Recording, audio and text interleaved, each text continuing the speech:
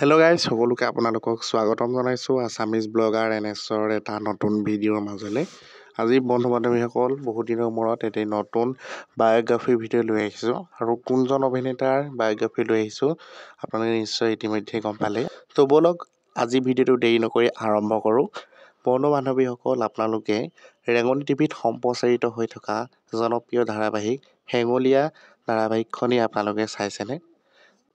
যদি চাইছে, আপোনালোকে তাত থকা মুখ্য চৰিত্ৰ হৃদয়ক আপোনালোকে নিশ্চয় চিনি পায়। হয় বন্ধু বান্ধৱীসকল, সেই হৃদয়ৰ আচল পৰিচয় কি, তেওঁৰ আচল ঘৰ ক'ত হয়, তেওঁৰ আচল নাম কি, তেওঁৰ শিক্ষাগত অৰ্হতা কিমান, এইখিনি জনাম আজি এই ভিডিঅ'টোত। গতিকে আমাৰ এই ভিডিঅ'টো আপোনালোকে শেষলৈকে চাব বুলি অনুৰোধ জনাইছোঁ আপোনালোকক। বন্ধু বান্ধৱীসকল, ৰেঙনি টিভিত সম্প্ৰচাৰিত হোৱা হেঙুলীয়া ধাৰাবাহিকত অভিনয় কৰা হৃদয়ৰ আচল নাম হৈছে অচিন্তৰাজ কাশ্যপ। অচিন্তৰাজ কাশ্যপৰ জন্ম হৈছিল 1993 চনৰ 8 ছেপ্টেম্বৰ তাৰিখে। তেখেতৰ ঘৰ হৈছে নলবাৰী জিলাৰ সোণপুৰত। বন্ধু বান্ধৱীসকল, অচিন্তৰাজ কাশ্যপৰ পৰিয়ালত কোন কোন আছে আপোনালোকে গম পায়নে? তেওঁৰ পৰিয়ালত মাক দেউতাক আৰু তেওঁৰ দেউতাকৰ নাম হৈছে ৰাজেন দাস আৰু মাতৃৰ নাম হৈছে অনামিকা বৰুৱা দাস। এতিয়া আহিছোঁ অভিনেতাজনৰ শিক্ষাগত অৰ্হতাৰ বিষয়ে ক'বলৈ।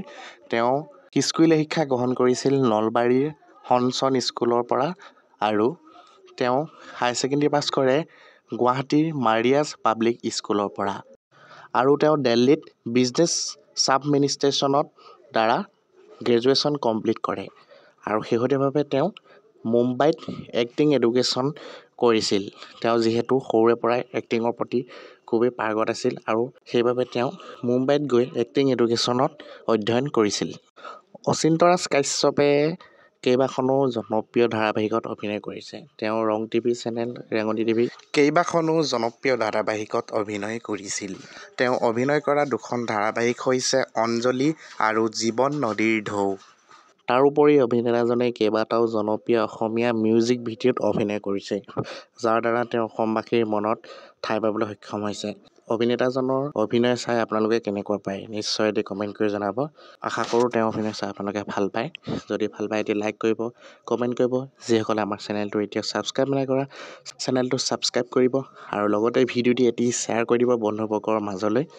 আজিলৈ আহিলোঁ, লগ পাম নেক্সট ভিডিঅ'ত। লগতে বন্ধু বান্ধৱীসকল, আপোনালোকে কাৰ বায়'গ্ৰাফী জানিব বিচাৰে আমাৰ ভিডিঅ'ৰ তলত এটি কমেণ্ট কৰি জনাবলৈ নিশ্চয় নাপাহৰিব। ধন্যবাদ।